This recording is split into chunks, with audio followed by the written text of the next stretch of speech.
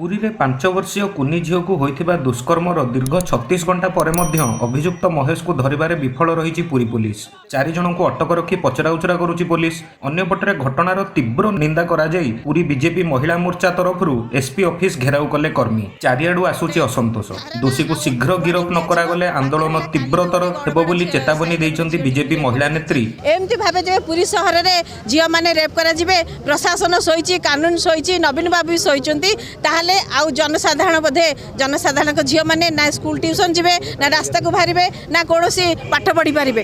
शताधिक महिला आज पुरी एसपी ऑफिस घेराव करबा सह शिशुटी को न्याय दाबी रे विक्षोभ प्रदर्शन करिसंती। अन्यपटे 4-4टी टीम गठन पर मध्य अभियुक्त को धरिबारे विफल रही पुलिस। गत 23 तारिख रे घटना घटाइबा पर पुलिस को चकमा देई खसी जिबारे सक्षम होईची अभियुक्त महेश महांती। खबर पाई विभिन्न जगह रे पुलिस पहुंचीथिले मध्य अभियुक्त खसी चली जाईची। तार पैतृक घर जगतसिंहपुर, संपर्कियों घर पारादीप, पुरी छईतना, ब्रह्मगिरी, पेंठकटा आदि चढ़ाऊ करिची पुलिस। पुरी एसपी घटनार निरंतर तदंत जारी रहिबो कहिथिले मध्य एजाबत सफलता पाई पारि नाही पुलिस। टाउन थाना, कुंभारपड़ा थाना, बासिलीसाही थाना, बलियापंडा थाना रो आईआईसी नेतृत्व रे गठन करा जायथिबा 4टी टीम अभियुक्त को धरिबारे एजाबत विफल रहिची। से अस्थायी ड्राइवर रूपे कार्य करिथिबारु विभिन्न ट्राभेल संस्था माध्यम रे खोलताड़ जारी रहिची। तेबे घटना को गुरुतर सह निया जाउची एवं इलेक्ट्रोनिक सर्भिलेंस सह विभिन्न संपर्कीय और परिवार लोकंक संपर्क रे रही सबु दिगरु तदंत जारी रहिची बोली कहिसंती अतिरिक्त एसपी मिहिर पंडा।